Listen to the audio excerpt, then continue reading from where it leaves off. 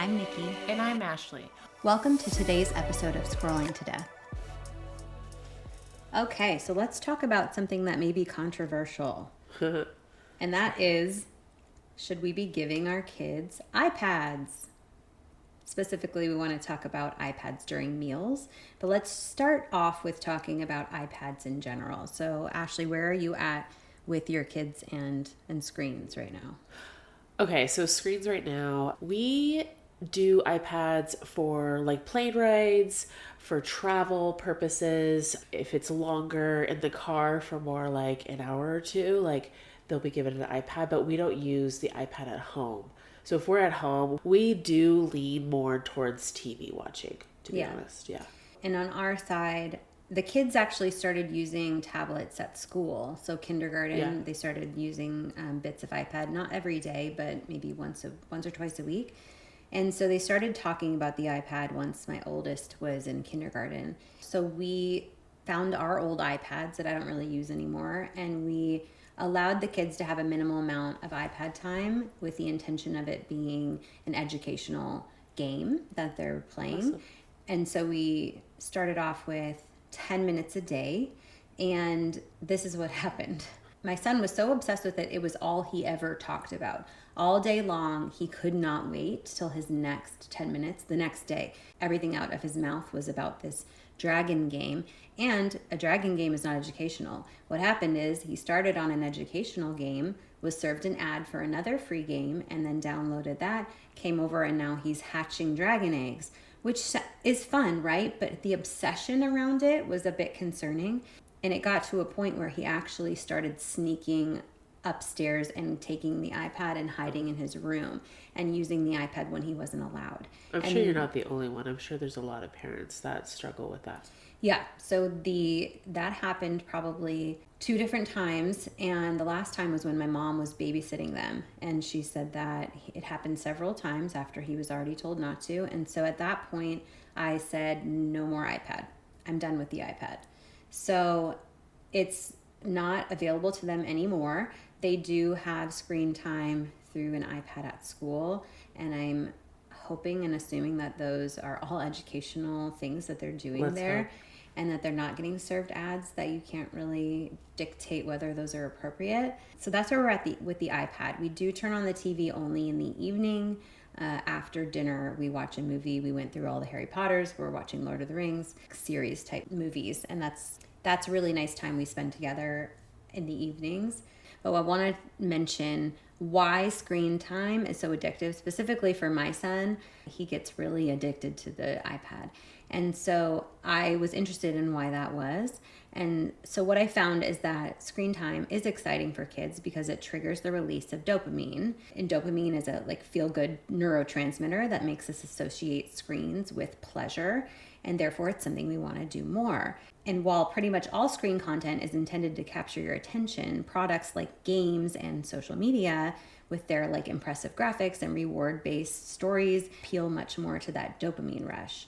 And so you'll find, and I'm sure parents will all agree, that when that game stops or they put down that social media, the dopamine release goes away, and this causes irritability in your kids. Sure. So I'm sure you've experienced the moment when it's time for the iPad to be done. Yeah. And it's a temper tantrum. It's a fight. It's a conflict. Then you see these behaviors and you're like, whoa, I haven't seen this. Right. Right? Because they're fighting for that. Like, I want to feel good. Give it back to me, Yeah. It reminds me of the precious ring from Lord of the Rings again? Yeah. You have seen it. Precious. My precious. It literally reminds me of Gollum from Lord of the Rings and how much he covets that ring. I mean, my son is Gollum. So I want to share some general stats that we pulled around screen time so you can reflect on these when making decisions on what screen time you're allowing for your children. So right now, preschool age children are spending an average of 2 hours every day using screens. And a recent study looked at the associations between screen time and behavior of these preschool age kids. So what they found is that when kids spend more time in front of screens, they experience higher levels of clinically significant inattention problems, as well as other ADHD type behavior issues. I think that would probably be obvious. I think most people understand that, but I just want to nail it home that if you're giving a lot of screen time per this study to your preschool age child, they're likely to have inattention problems, ADHD issues. Now, this study also looked at when the amount of screen time was increased from 30 minutes to more than 2 hours a day, the problems multiplied by at least 5 times. Wow. So there's an exponential increase in these inattention problems and ADHD behavior issues the more time they spend on screens. It's definitely changing the development of the brain or how the brain is working, right? Yeah. And a really good argument for just limiting the screen time. If you need to have screen time in your household, limiting it to 30 minutes or less a day sounds to be the ideal way, with this study showing that anything over 30 minutes could potentially result in inattention problems and ADHD issues. I think setting limits in the household is so important, especially with schools now that have iPads, schools that have computers throughout the grade levels, right? Yeah. So they're already getting quite a bit of screen time at school, and then they Yeah. come home and we're giving them. You know, when before you get married, a lot of couples will do a course on what are some big decisions that you may have to make as you Like some premarital counseling. Yeah, premarital counseling, right? I didn't do that, but I did. It was awesome. Yeah. Yeah. So it kind of feels like one of the things that you should be deciding with your husband or your partner is where you stand regarding all of these issues with screens, social media, with your kid, for your kids, right? Yeah. So asking simple questions like, how much time per day are we allowing our kids to spend on screens? What times of day can they use screens during meals, etc.? At what age can they have a social media profile? At what age do you want to have an iPad at home? Right. Yeah, because we waited till our oldest was maybe 4 or 5 before we even got one for them. So deciding these things ahead of time, that way when it comes up and your kid comes home and is like, my friend has a phone or whatever, then you say, well, your parents' rule is this, right? We already decided, and things can shift, but I think it's good to at least have a starting point, what you're both comfortable with. Well, and then too is a lot of times kids are really keen and observant on when one parent is setting the boundary and like, there is no iPads at this time or only 30 minutes. And then they know the other parent's like, yeah, woohoo, iPad all the time, no problem. They're very keen on that, Yes. right? I mean, we've all had our kid ask us for something, we say no, and then they go to the other parent immediately. Absolutely. We're in that right now with my 5-year-old. Yeah, and I can hear you. I can hear you asking your dad now. Like, I just said no. They're tricky little buggers. Yeah. They're so smart. I know. So another study that's important to note is that spending a lot of time staring at screens is linked with poorer performance on developmental screening tests later in childhood. Again, it's changing the brain. It's changing the makeup of the brain. Stunting development. Yeah. One thing that they're now investigating, which is really interesting, is how screen time is affecting the growth of a kid's brain. A study called the Adolescent Brain Cognitive Development, ABCD, revealed that some kids who use screens more than 7 hours a day have a thinner cortex than those who used screens less. And the cortex is an outer layer of the brain that processes information. This cortex is undergoing critical development during adolescence. So they're actually starting to see that kids are using screens in excess 7 hours a day, which actually is teenagers, is the average amount of time that teenagers are using social media is 7 hours a day. Yeah, we're there. So let's talk about something that I often gripe about. When I'm at a restaurant and I look around and I see parents sit down with their kids and immediately give them an iPad, I get really frustrated, okay? Yeah. And so I want to talk about what happens when you have your kid use a screen while at a restaurant. So a couple things that just pop in my head right now, and I'm trying to understand the parent's perspective, right? Yeah. You're going into a restaurant and you want your kids to sit. And it's going to take time. It's going to take time to order, right? We got to wait. We got to depend on the waiter. Yeah. And for me and my kids, when the waiter first comes for drinks, I am ordering the kids' food. Totally. Like right away. Because I know they're going to be squirmy Yeah. in the seat, right? And so one of the things that I empathizing and compassionate of towards the parents is, I get it. They're going to be sitting in their chair and they're going to lose focus and then they're going to start screaming and yelling, and you're in a restaurant, right? Yeah. So you're going to get embarrassed. So I can see how parents give their kids the iPad to stay focused and seated at Yeah. a table, and you don't have any control over that. Yeah. And I understand that reaction. Absolutely, 100%. But let's talk about, and it's very important that parents listen to this, talk about what your kids are missing out on when they have screens in front of their face at a restaurant. 1,000%. Yes. Right. So they are missing out on opportunities to bond with you. A lot of times, if your kids are in daycare or school all day, they're having minimal hours with you, specifically to interact with you and look you in the face and have a conversation. I can tell you all morning I spend with my kids, but guess what? I'm saying, what do you want to eat? Put your lunch in your backpack. Go to the bathroom before we get in the car. Blah, blah, blah, blah. I am dictating to them what they need to be doing and working with them on getting out the door. It's not quality time spent. No. It's hustle. Hustle bustle is the morning grind, right? Yes. Hustle bustle is the morning grind. So you're missing out on opportunities to bond. It's also robbing kids the opportunities of improving their language and communication skills. Let's think about this. You're at a dinner table and everyone's kind of quiet. Someone will get a little nervous or a little bit of that motivation to be like, hey, mom, like, how was your day? Mm-hmm. Or a parent might go, hey, how was school today? Who'd you play with? And because we're just sitting there in silence, it actually creates a little uncomfortableness where someone has to use some communication skills. Right. That's actually super healthy. Yeah. That's super healthy, is to initiate conversation. Mm-hmm.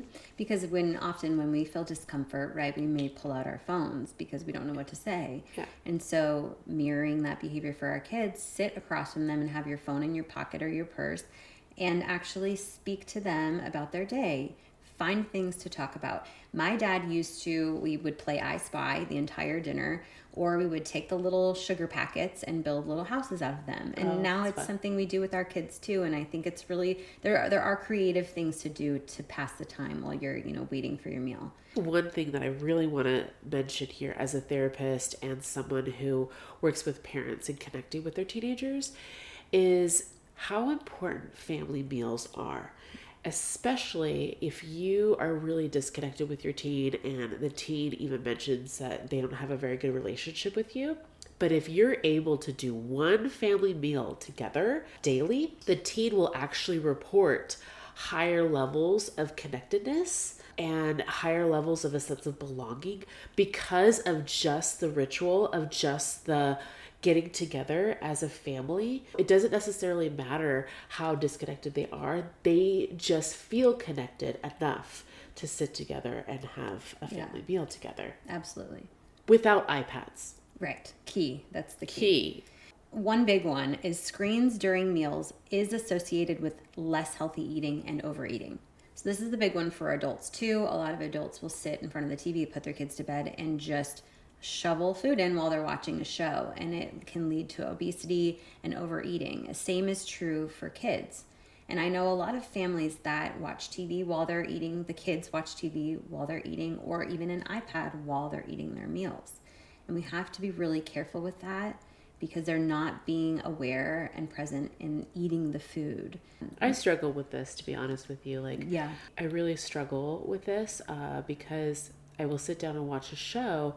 I haven't eaten a lot all day. I've skipped some meals and I come home and I want to decompress.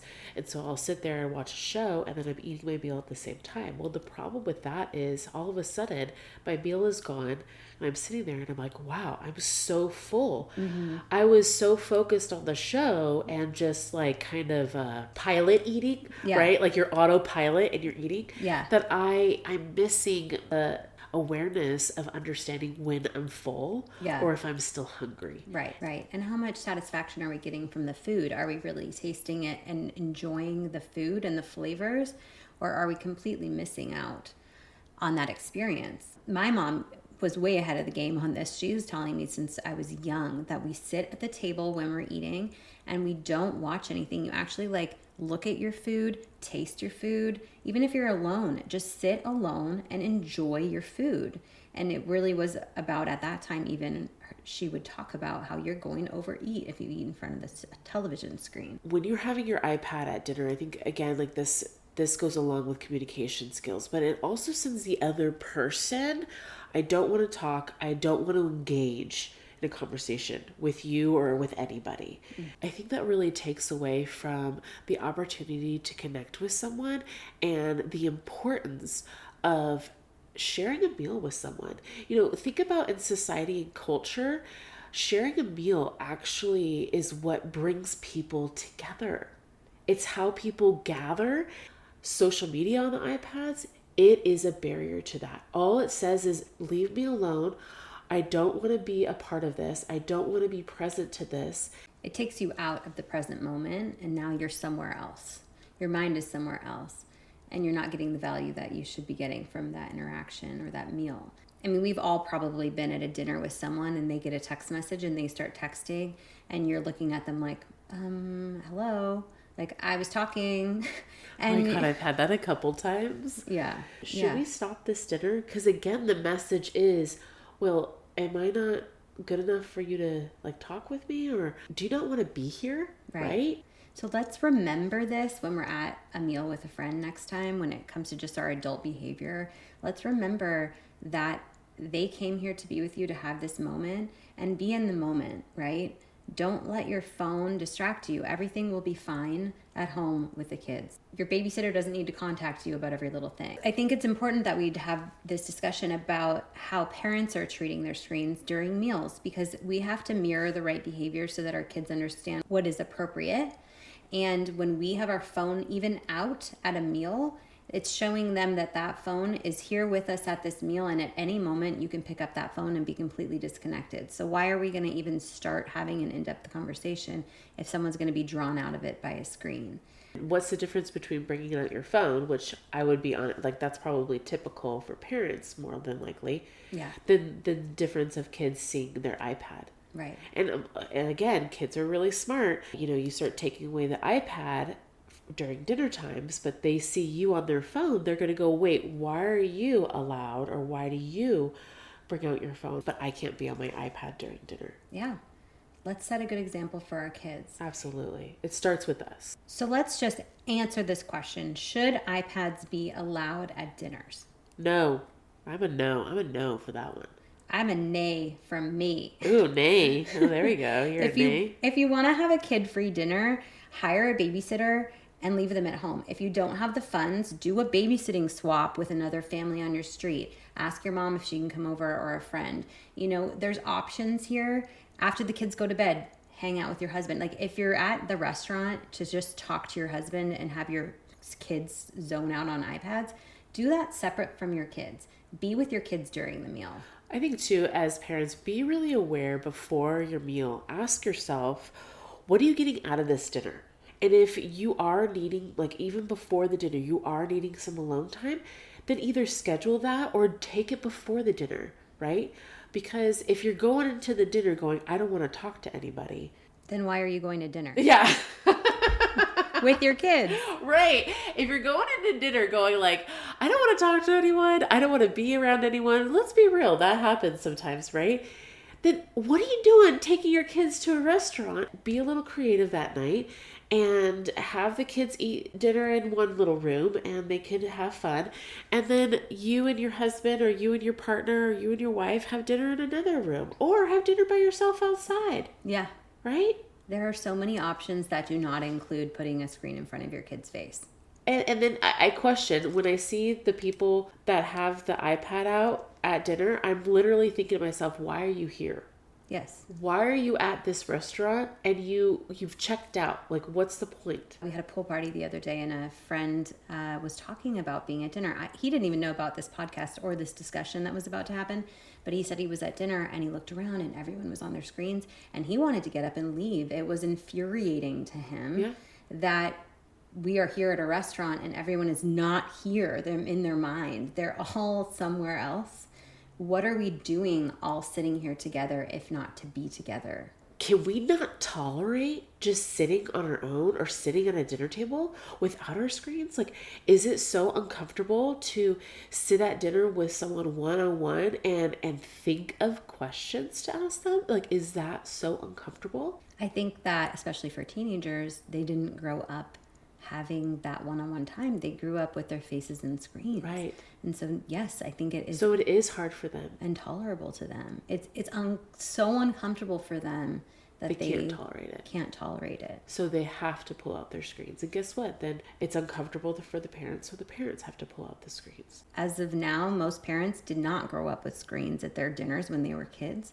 And they had to figure out ways to pass the time. So, like, let's teach our kids, even if they're already teenagers, what we can do to interact during a meal and connect during that meal, right? Yeah. Get a list of some icebreaker questions that you can bring. Mm-hmm. You know, there is some really awesome cards too. I think John Deloney has some cards that say like they're human conversation cards, mm-hmm. and they're really cool. I've used them at mm-hmm. dinner. Even with my spouse. Yeah. And we go round table and ask questions. So if you do feel like it's going to be very uncomfortable when you all put the screens down, come in with some resources. Correct. Be intentional. Yeah. So next time you go out to dinner with your family, decide ahead of time that you're not going to bring screens out and see what happens and really enjoy the time with your family and make some good memories. And see what conversations come up. You actually might get to know your kids a little bit more after that. Thank you for being part of this conversation. We hope you have a few extra seconds to click follow and give us a 5-star rating. And let's meet where you're at, which right now is likely Instagram. Give us a follow and let's talk there. Thank you for listening to Scrolling to Death.